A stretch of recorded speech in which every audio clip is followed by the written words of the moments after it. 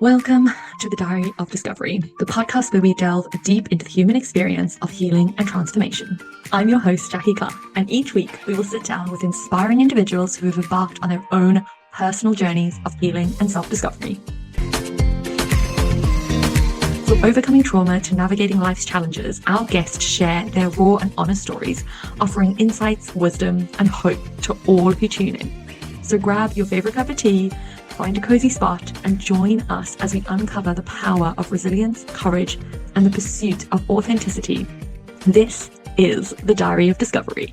Welcome back to the podcast. I am so excited. We have the wonderful Kerry with us today. Kerry, can you please tell everyone who you are and where you are in the world?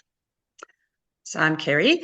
I am in Muizenberg, which is Cape Town, South Africa, and we've had so much rain today and it's so beautifully sunny. I'm so happy. Yeah, we've had like 10 days of like floods and storms. Yep. So the fact that the sun is out is remarkable today, which is so good. And it's perfect for recording a lovely podcast and diving into our conversation, which is going to be incredible. So, as you know, we are here to talk about your healing journey. And I would love if we could start right at the beginning. So, what was the kind of start of the journey for you where something wasn't right? You knew that something had to change? Like, take us back to that moment. So it was, I owned a natural cleaning products company, worked from home, had this lovely life, happily married, 2 kids. And my daughter was 5 at the time, and I really thought my life was under control. And it was even a joke afterwards when everything had happened, going, well, if this is going to happen to me, it's going to happen to everyone. But I was sitting working, my 5-year-old daughter was sitting behind me, and suddenly my face started twitching and my neck kind of started twitching to the side a little bit. And I thought, oh, this isn't good. And as I reached for my phone, I couldn't get to it. And the next thing I knew, I woke up in a puddle of drool on the floor and I'd had a seizure. And luckily we have family that lives very close by, and I was able to get to a doctor and went for an MRI scan. And I have to say, when the radiologist walks out of the MRI scan and says, "Are you seeing your doctor today?" It does ring alarm bells. But it turned out I had a brain tumor, an astrocytoma in my right frontal lobe.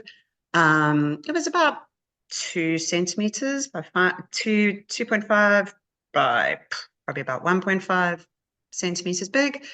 And I had I'd had no symptoms before that, which is interesting. And I had immediately had brain surgery to remove it, and then had 6 weeks of radiation. And then my oncologist wanted me to do a year of chemo, which would then mean a year of recovery. And for the brain tumor that I had, which was an astrocytoma, it was a grade 2, the chemo that they wanted me to do would only improve my chances by something like 5%. So as a family, we just decided I would try one round, and tried one round. It was horrendous. And I decided for me that it was not the route for me. I know that a lot of other people do chemo and it works really well for them, but it wasn't my journey, or it wasn't what I wanted. So then I started the route of, the deal with my family was that I would try everything. So I tried Reiki, reflexology. I did cannabis oil for a while, which had its own ups and downs and laughs, and then discovered kinesiology. I did therapy as well. So I really did try and look at everything that I could in my life that could help me heal myself, and obviously do everything that I could do to stop the tumor from coming back, because that was obviously the biggest goal. And I'd say that was sort of when my life changed. I tried dietary changes. I was a vegetarian, and as I've mentioned, I was a pretty healthy person, so there wasn't that much that I could change. We had natural cleaning products in our home. I was a vegetarian, don't really drink, don't smoke. So there wasn't that much that I could change. So I would say that the biggest thing for me was to start looking at what had caused my tumor. And that was the biggest start for me, because it was just it just hit us out of the blue, this tumor, and it was that was really interesting. And I think that's been my biggest thing is why did it happen, and what areas of my life was I not looking at that I needed to look at to help my body cope better in this world. Yeah. I love that question. I love that question. What areas were I not looking at in order to like heal and to like make sure that I'm well? I think that Yeah. that's such a powerful question to for people to think about, because I think it is so normal. A lot of people, they are very kind of aware in the day and age that we live in of all of, the issues of chemicals or processed food, or, like all of the kind of big things that cause Yeah, issues. absolutely. But actually, it's the small things that now really kind of need to be focused on. So I think that that's so interesting. And as you were going on the journey, so you said your daughter was 5 at the time, Yeah. and obviously you were really healthy and it was really unexpected. Like, what did you have to embrace yourself, but also like as a family, as you were kind of going through this journey? Like, what did you kind of have to embrace about what you thought was true of the world? I think for me, I've always been an optimist. So immediately for me, and it's a really good question. What did we all have to embrace as a family? Because I think when you're the person that's got the tumor or cancer or whatever it is, you just have to survive. So for me, I spent a lot of time visualizing how I would come out of the operation. So one of the complications of my operation was that I might be paralyzed on my left side. I spent a lot of time visualizing my understanding of what they would do in my head, and visualizing waking up and being able to use my left side. And apparently my husband and the husband and the brain surgeon, when I woke up, were actually laughing at me, because the first thing I did was move my left hand and then start high-fiving everyone in the surgery. um, so that was a big thing for me. And then I'm very interested in life in general. So for me, I found what the physical thing of what was happening. What were they doing in my brain? Where were they cutting my brain? What does your right frontal lobe do in the body? What is that in charge of? And how my brain reacted afterwards when I was in hospital. So for me, the science behind it was incredibly interesting. What do they actually do in an MRI? Why do they put the die cast in your arm? I found it fascinating. And then that definitely gave me a sort of a different focus on it, because then it was interesting. I'm not saying it wasn't traumatic as well. And I think that for my husband, if I look at the people around me, I think that my husband was a very good balance to my positivity, because he was the one going, calm down, Kerry. It's not all, you have to also be realistic. You might have to have chemo. You might have to have radiation. Because I went into the operation going, this is it. It'll be a benign tumor and I will come out and it'll all be fine and I'll be back up and running in no time. So I think, well, my mom had just retired and she basically just took over everything. My daughter's, my eldest daughter is autistic, which was a blessing in a way, because she didn't really get that much that was going on. My 5-year-old, obviously, shame. I think to this day, she kind of deals with what happened. And unfortunately, she felt really bad because she felt like she could have done something and there was nothing she could have done. Literally, when someone has a seizure, there is nothing you could have done. And also a 5-year-old. I mean, what could she have done? So I think that, and then and also embracing the people around us. People want to help. People really, really want to help. And my brother used to be a stand-up comedian, so he just made this group, and then just the most inappropriate jokes about tumors immediately started flying around on the group, um, which for me was amazing. And I think humor pulled my family through, being able to laugh at these situations that are horrendous and awful, and just being able to see the funny side in it. And I think that those were things that got our family through, and talking with each other and having moments where we did cry, and also coming in at different times when we needed help. My mom never came to the ICU, but she was there when I got my results from when they'd whatever they do to tumors. Sorry, the word has escaped me now. But when they'd looked at the tumor and sort of diagnosed where it was, my mom was in the hospital when I got those results.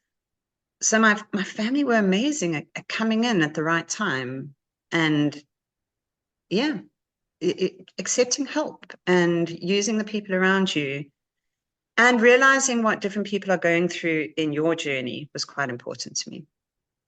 Oh my gosh, yes. I think that that's something that's so it's so interesting because I've had this conversation with my sister.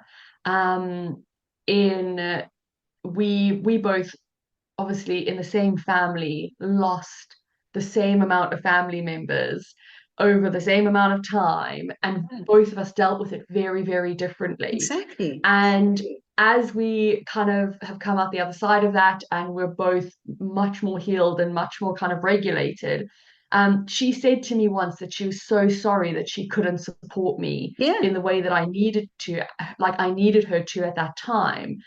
And I literally just said to her, yeah, but you were going through your own experience of the exactly. situation. Like I didn't need you to do anything for me. I needed you to do Exactly. something for you. Like, so what you did was actually Exactly. perfect. I Yeah, think it's like it's such an interesting concept that even if you are going through something, all of the people around you are also going through a version of it. And exactly. like it's a navigation, like it's a really hard thing.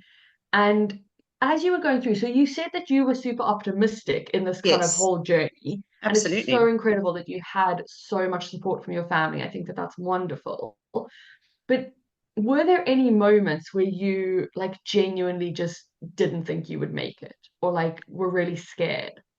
So for me, I think that as a mum, I think that the worst part for me was the moment just before I had my seizure, where I, I realize how ridiculous this is now.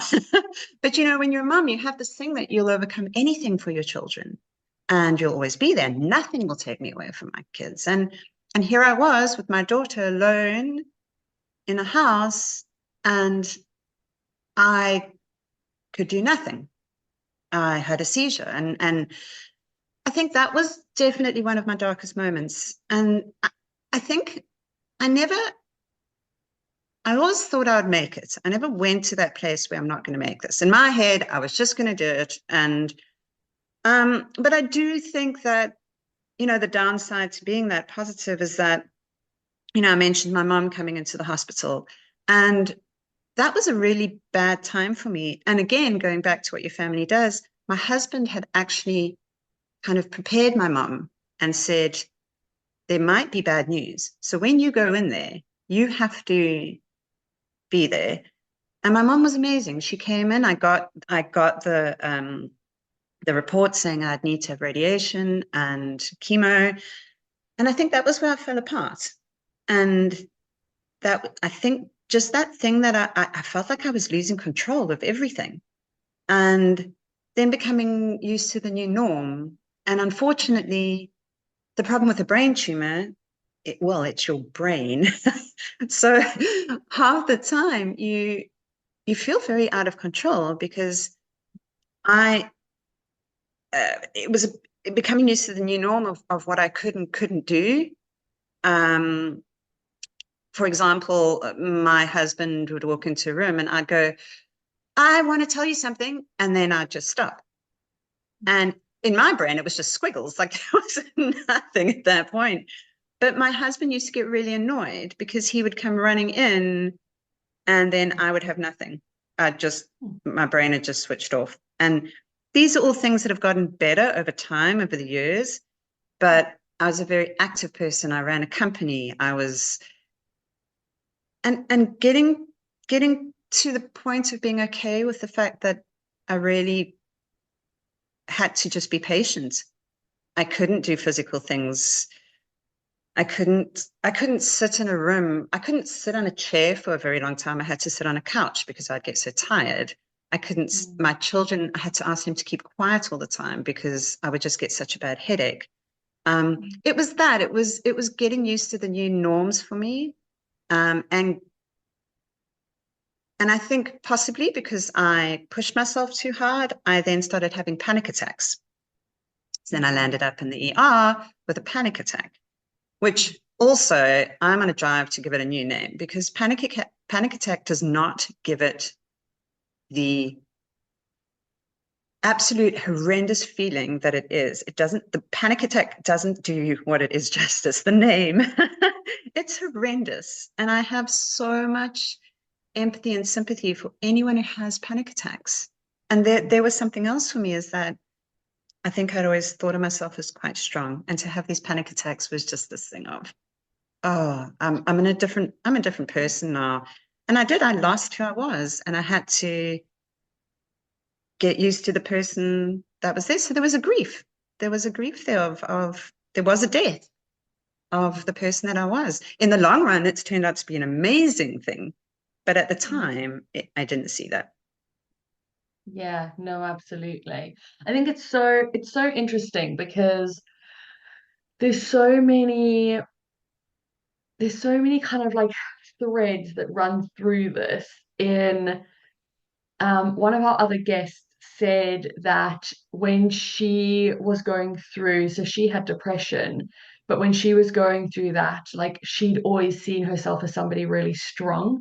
Yeah. And we've had a number of guests say that. And it's so interesting because for me, when I sit here and I interview guests and I listen to people's stories and I listen to what people have walked through and how they've gotten to the other side and the people that they've become and the work that they're now doing in the world and like how they're helping people, all I see is strength. All I see is strength.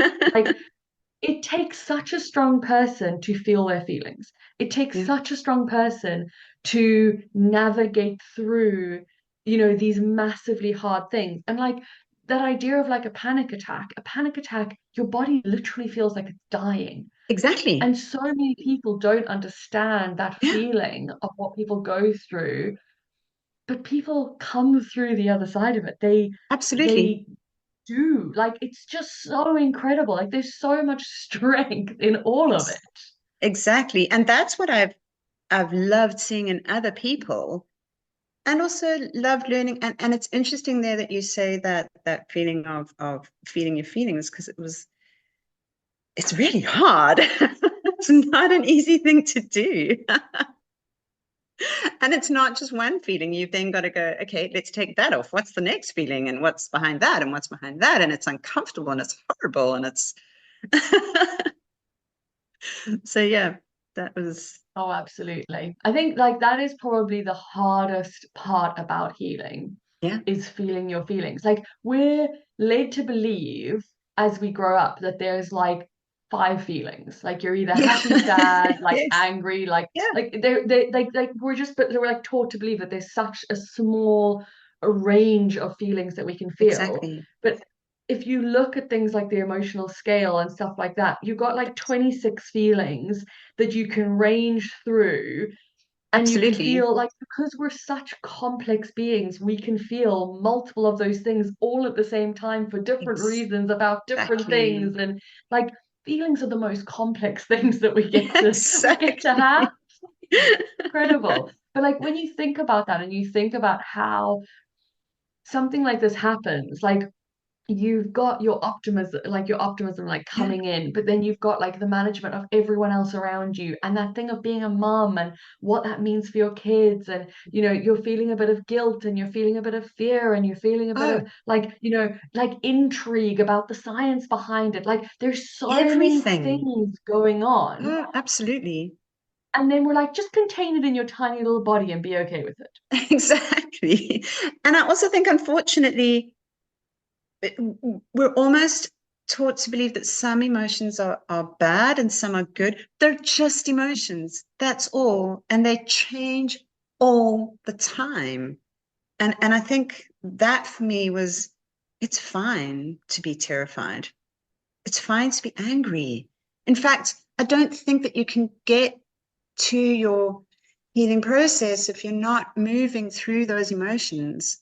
Um, yeah, Oh, 100%. I think like that's the thing. Like when I was told when I was going on my healing journey that emotions are a scale and you literally have to move through them. absolutely. So from depression, actually, instead of being depressed, if you can feel bored, that is a better feeling emotion than depressed. There we go. Yeah, And like you can't get to joy if you can't feel boredom. Like you can't move through that scale because you can't jump from a completely negative emotion to the highest emotion on the scale in one absolutely. swift move. Like it's physically impossible for us as Yeah, humans to do that. But yeah, that's what we're taught. Like when kids are small and they're sad and people say to them, "Oh, just be happy." Like exactly. Yes. Or just doesn't calm work. down. Don't Yeah. cry. It's Yeah. But this is um, the thing, like we're so programmed in that mm, way that then it makes the whole process even harder because exactly. now we have a feeling and then we feel bad for having the feeling. Or we have Guilt. a Oh my feeling and then gosh. we feel ashamed for having the feeling. You Oh know, wow. we can't cope. So then we feel ashamed about not being able to cope. Or, we feel like we're putting pressure on other people because we've got this, this illness or this feeling. And then suddenly we Absolutely.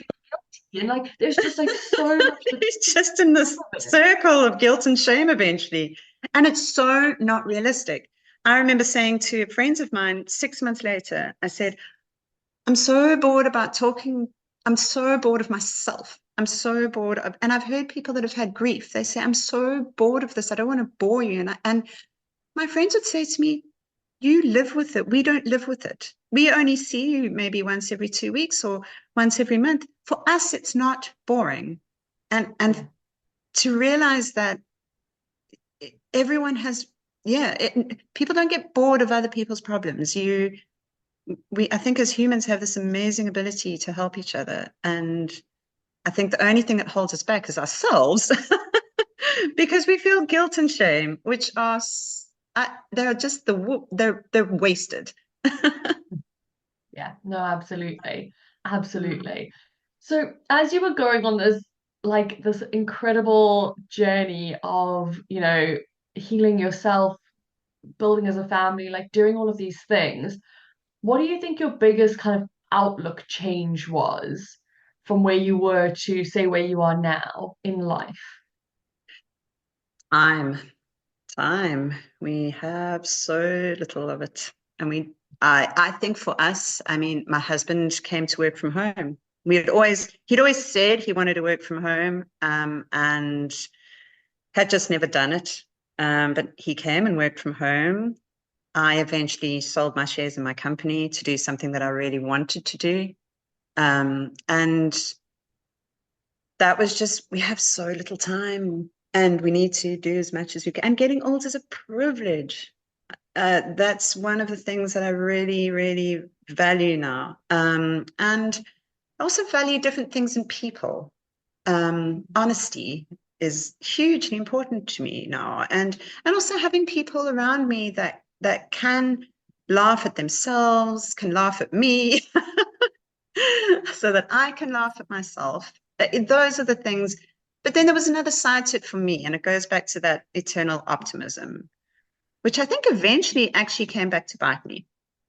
Because the thing about being massively optimistic is you're like, yes, got this under control, but it's not balanced. And I never went to that darkest place. I never went to the edge of the abyss. I never went to the worst case scenario. I just wouldn't go there. And I almost wonder if that's why I didn't start having panic attacks, because my nervous system was going there. And I've now, so I'm now a kinesiologist. And what I've learned on that is that if you are suppressing things, they're going to come out eventually, and probably not in a really nice way.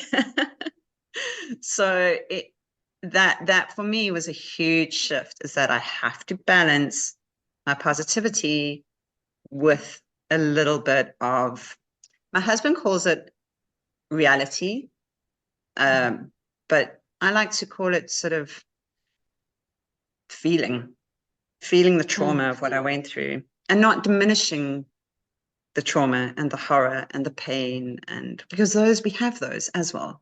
And we have to have both. So that was a balance, I think, was a huge thing for me that I definitely don't think I had. Yeah, I have a very similar trait in positivity as one of my natural stances in life. Like I'm a naturally positive person, and it's Absolutely. hilarious because my husband is the same as your husband, where he is like my reality check. He just like pulls me back down a couple of notches and goes, Which "Hold we on, need. hold on." Let's just think about this as well and think about that. But it's so Exactly. interesting because when I went through my healing journey, I also got really into like the nervous system work and Yeah. understanding how it works and how we regulate it and how we expand our capacity and what that all looks like, because it's such an important part that, Yeah. again, nobody talks about. Yeah. Absolutely. And we have to have it. So Yeah, yeah, it's so important. absolutely. So as you went through that process, so obviously you've restudied, you've ended up in a completely Yeah. different business to where you were when we kind of started this journey, which I think is always incredible. And so many people I speak to when they've gone through these big Yeah. healing journeys do end up in this place of doing something completely different because they want to share what they learned with the world. So Absolutely.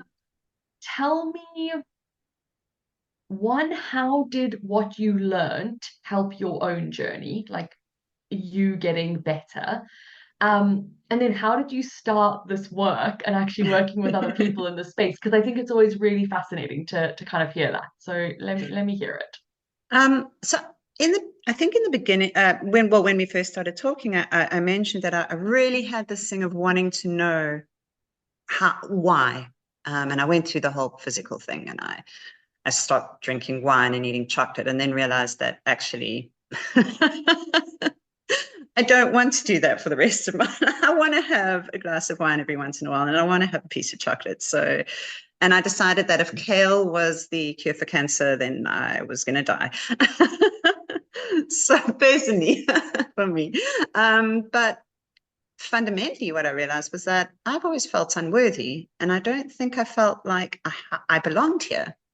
And then also being an environmentalist and having a company that made environmentally friendly products, I, I started to realize that I didn't actually feel like that I deserved to be on Earth. And that was a really big thing for me to look at. And one of the places that it came up was I started seeing a kinesiologist as part of the things that I was doing. And just going through kind of kinesiology works a lot with your nervous system. And going through the emotions of helping me to get a sense of where my feelings were coming from. And I mean, some of the stuff that we have isn't even ours, it's genetically inherited shit. So we walk around with all the stuff that is not even really our shit to deal with.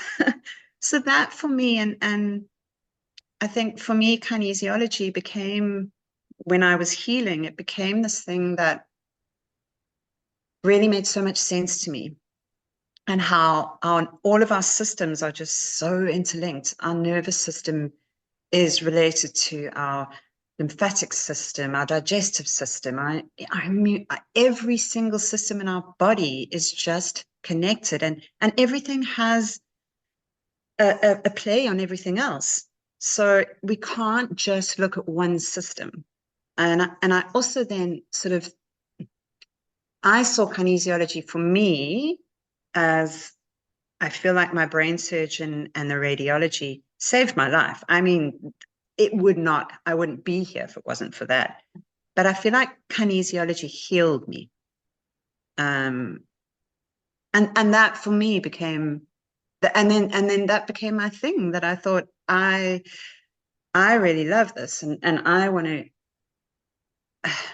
yeah, I want to experience this and let other people experience this amazing thing of realizing how you can change your body. You can't change what happens, but you can fundamentally change how your body reacts to things. Um, and that was how I landed up then studying kinesiology. So I started studying kinesiology. I studied anatomy and physiology. I'm still studying, I'm still studying, and I will be studying for the rest of my life, I've realized. And I think that thing that you mentioned of, and I don't know about other people, but for me, I felt like I was given a second chance. And it came with the responsibility of, you better use this wisely. And yeah, that's what made me go a completely different route. So incredible. I think that's like it's such an interesting concept of like you've been given a second choice, like a second chance here, so you best do something good with it. Like you best Yeah. help people with it. Like I think the world needs more of that. And unfortunately, for a lot of people, they have to go through something quite traumatic before they actually Exactly. open up to that process of, this is the way that I can sort of deal with the world. So Yeah. I mean, I'm glad that you're here and I'm glad that you're doing the work that you're I doing. I too. think it's incredible. So good.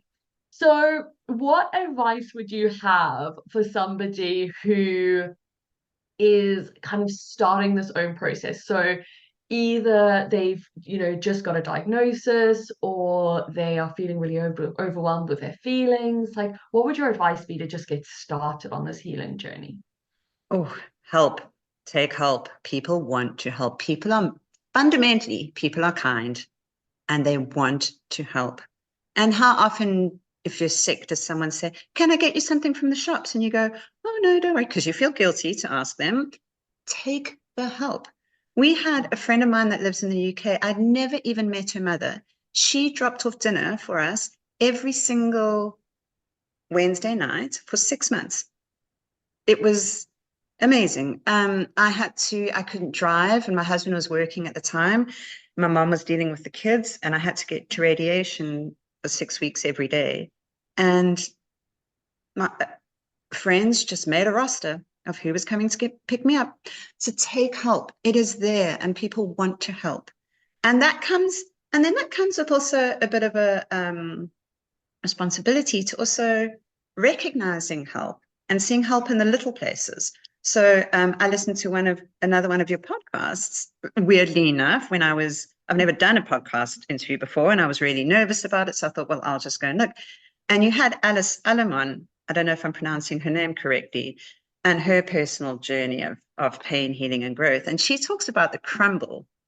And I loved that because it made me, we all, yeah, that crumble. And I think my advice to anyone starting on this healing process would be, take help and find people. And it doesn't necessarily have to be the same thing as you, because what I've learned is that no two tumors are the same. I think in the beginning I tried to kind of go for groups that I was like, oh, we're all doing the tumor thing, or we're all doing sick, but it's not that. It's find people around you that you can take bits of advice from, and who you can, and help comes. Even listening to Alice's podcast made me realize that I'd just been in a crumble the week before. So it's realizing that help comes all the time from the universe, God, whatever you want to call it, if it's wherever you like. They're lucky parts in life, and you have to. How many times have you been driving to a shop and there's been a traffic jam or something? You've been super annoyed, but then you get home and I don't know, someone's arrived, a good friend has arrived that you would have missed if you'd been at the shop. Like life helps all the time, and just see it the whole time, because there is that life. And Mm. sorry, there is that help. You just need to see it and accept it. Because I think Yeah. once you feel helped, then you feel supported. And also the one thing I would also say is just be very, very aware. And we touched on this at the beginning, that people around you are having to deal with what you're going through. And they're also allowed to have their, Alice, I'm using it, crumble. So it's, yeah, it's, be aware of people around you. Oh, I love that.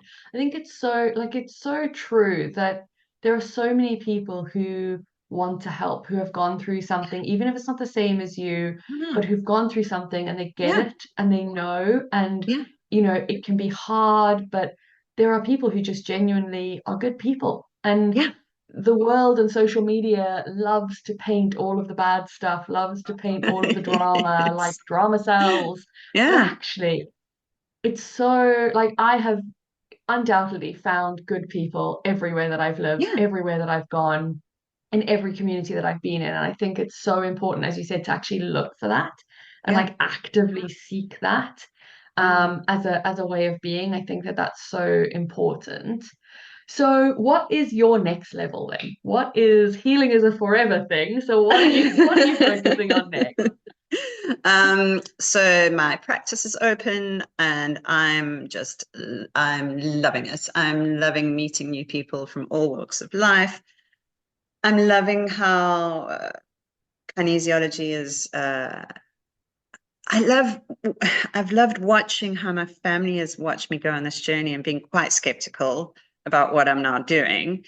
And I now, my kids will get home from school and say, Mom, I just need to come and lie on your table and you need to balance me. And I'm loving watching, I'm loving, and I always say to people, I'm not fixing, you're fixing you. And you're not even fixing, you're just,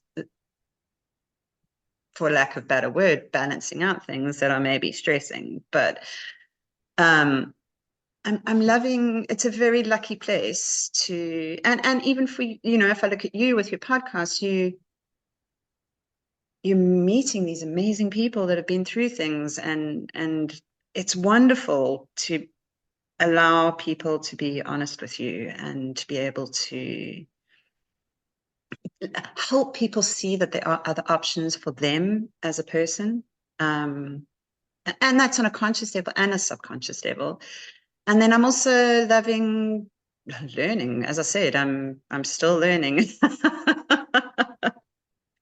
It's amazing. And learning, yes, learning. I've done a thesis and I'm doing courses all the time, but I'm also loving learning again in different ways. Listening to people on your podcasts was amazing. There was one lady who was talking about how she didn't really have a drinking problem, but she kind of just changed her lifestyle. And there were bits in Yeah. that I took out, and I thought that's amazing. And getting those little bits of knowledge wherever you go is just amazing, because everyone has a story, and there's something fascinating in everyone's story. So I think for me, learning and being able to have people come and trust me with their healing process.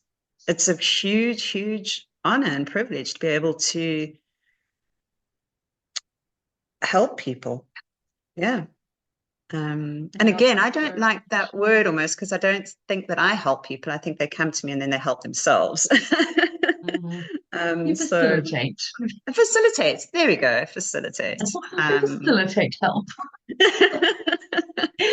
No, So I think yeah, it's so incredible. I can absolutely feel that same like connection point of it is such an honor every time I get somebody on the podcast. Like it's such an honor that people are willing to give up their time, share their stories, like put them out into the absolutely. world, help other people. Like it's so incredible, and it just always humbles me every single Yeah, time I go through this process. And I'm just like, the world has got so many wonderful, incredible, kind people in it. absolutely. Absolutely. And like you say, we're led to, with the everyday humdrum of life, see the bad, but it's just not true. Yeah, no, absolutely. Oh my gosh, Kerry, like, thank you so much. This has Oh, been it's my absolutely pleasure. Thank you. incredible. It's been so wonderful to talk to you today. And I can't wait to share more with people. We'll put some links in the show notes to get in contact with you if people want to come and explore your world a bit more. And really, like, good luck with your practice and the growth. Like, Thank it's just you. so incredible. Thank you so Thank much for you. joining us today. And thank you for doing this. And I just want to have a shout out to the people that I've already listened to the podcast of sharing stories, because as I say, they help me. They help me just do this today. So Amazing. thank you everyone really for that. Thank you for listening to another inspiring episode of the Diary of Discovery. If you found value in today's conversation, don't forget to subscribe to the podcast and share it with your friends, family, or anyone else you think might benefit from the stories of hope and transformation. Your feedback means the absolute world to us, so please take a moment to leave a review on your favorite podcast platform. Your reviews help us to reach even more listeners and continue to bring this meaningful content to the world. Until next time, remember, your healing journey is valid. You are never alone, and you have the strength to get through this. Keep shining bright, and we'll see you in the next episode of the Diary of Discovery.